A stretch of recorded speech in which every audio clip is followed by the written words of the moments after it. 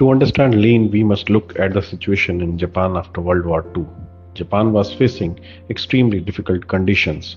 The country had very limited capital, the domestic market was small, and companies did not have space or resources to maintain large inventories. At the same time, Japanese manufacturers had to compete with American mass production systems, which were designed for very large markets and high production volumes. Because of these constraints, Japanese companies could not simply copy the American model. Instead, they had to develop a new production philosophy that focused on efficiency, flexibility, and eliminating waste. This challenge eventually led to the development of the Toyota production system, which later became the foundation of what we now call lean manufacturing. As we discussed earlier, after World War II, Japan faced severe resource constraints and could not compete with the mass production systems used by companies like Ford Motor Company. During this time, Taiichi Ohno, an industrial engineer at Toyota Motor Corporation, developed a new way of manufacturing. Instead of mass production, he focused on eliminating waste and producing only what the customer needs. This idea became the foundation of the Toyota production system, which later evolved into what we know today as lean manufacturing.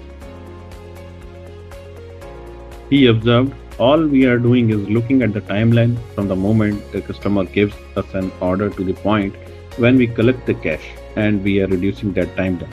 That statement defines lean. Taiichi Ohno made several key contributions that shaped the Toyota production system and modern lean thinking. One of his major contributions was identifying the seven types of waste in manufacturing, such as overproduction, waiting, transportation, excess inventory, unnecessary motion, overprocessing, and defects. He also promoted the concept of Gemba, which means going to the real place, the shop floor, to understand the problems directly. Another important principle he introduced is the five whys, a simple but powerful method used to identify the root cause of problems. Finally, he developed the Kanban system, a visual method for managing production flow using a pull based scheduling approach. These concepts together became the foundation of lean manufacturing practices used worldwide today. The global recognition of lean came in 1990 with the publication of the book The Machine That Changed the World. This book introduced the term lean manufacturing to the world.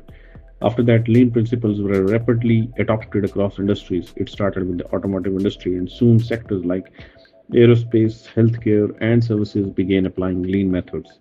During this time, value stream mapping also emerged as one of the most important lean tools in lean, helping organizations visualize processes and identify waste across the entire value stream.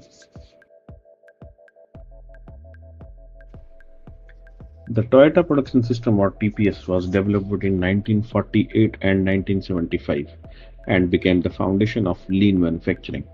One of its key pillars is just in time, which means producing only what is needed and when it is needed and in the exact quantity needed.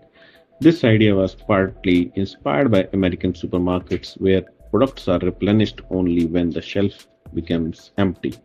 Applying this concept in manufacturing led to the development of pull based systems, Kanban cards, and significantly reduced inventory levels, creating smoother and more efficient production flow.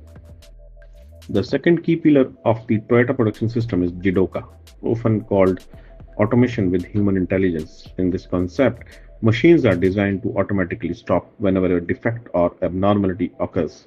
This prevents defective products from moving to the next stage of the process. By stopping the process immediately, problems can be identified and corrected quickly, which helps build quality directly into the process rather than inspecting quality at the end. This diagram represents the Toyota Production System house, which visually explains how lean manufacturing is structured.